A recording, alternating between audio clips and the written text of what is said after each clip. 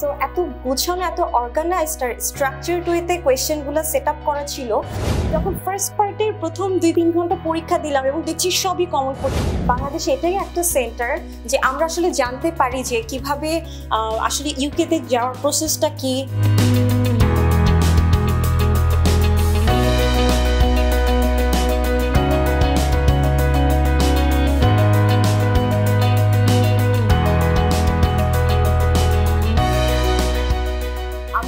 সানসিলা জেবরিন প্রিয়াঙ্কা, আমি আনোয়ার খান modern medical college থেকে পাশ করেছি। আমার ব্যাচ 003। তো আমার জার্নিটা হচ্ছে এসএস একাডেমি থেকে, আমার ইন্টার্ন লাইফ থেকেই শুরু হয়েছে।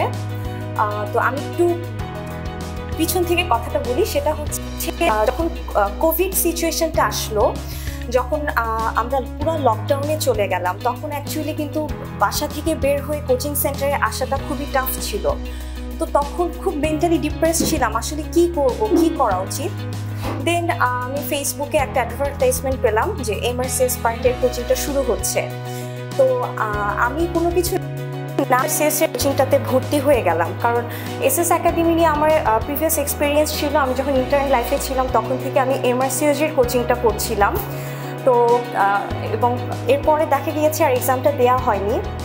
তো আমি আসলে জানতাম এখানকার ক্লাস প্যাটার্ন, মেন্টরদের অ্যাডভাইস, বুক, আমার এমআরসিএস এর বুকও আছে, এমআরসিএস এর বুক আছে। সো এত গুছানো, এত অর্গানাইজড আর স্ট্রাকচারড ওয়েতে কোয়েশ্চেনগুলো সেট আপ করা ছিল। আর আমাদের মেন্টর যারা ছিলেন তারা শুধু বই না, সাথে কিন্তু নোটস, বিভিন্ন নোটস, তারপর ইলাস্ট্রেশন, এগুলো সহ হচ্ছে আমাদেরকে বুঝিয়ে দিতেন, যেটা আমাদের জন্য খুব হেল্পফুল হতো।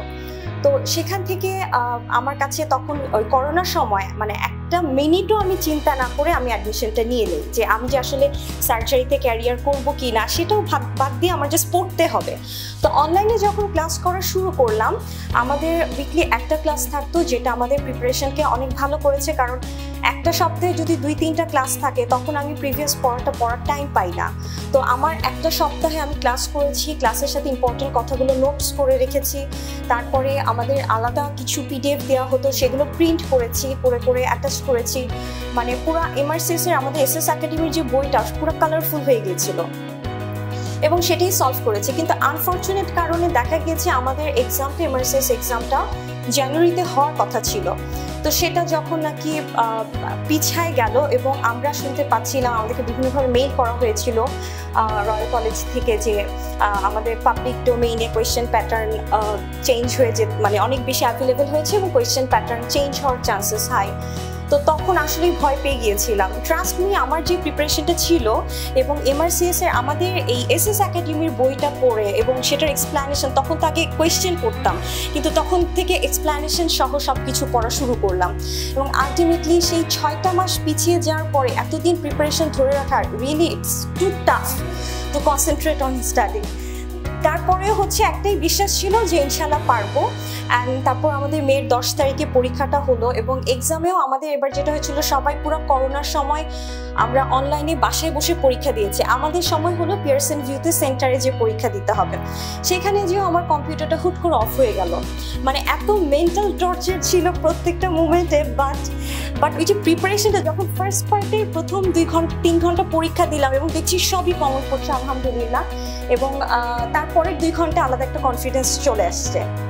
তো এটা একটা মানে খুবই আলহামদুলিল্লাহ যে এসএস একাডেমি আমাদেরকে এভাবে হেল্প করছে, কারণ বাংলাদেশে এটাই একটা সেন্টার যে আমরা আসলে জানতে পারি যে কিভাবে আসলে ইউকেতে যাওয়ার প্রসেসটা কি, আমি কিভাবে পড়বো বা ওইখানে যে আমি কিভাবে অ্যাপ্লাই করব। ইভেন আমি ইউকে মানে বুক যে করেছি এখান থেকে এসেই করেছি, সেন্টার বুক থেকে শুরু করে প্রত্যেকটা হেল্প আমি এখান থেকে পেয়েছি।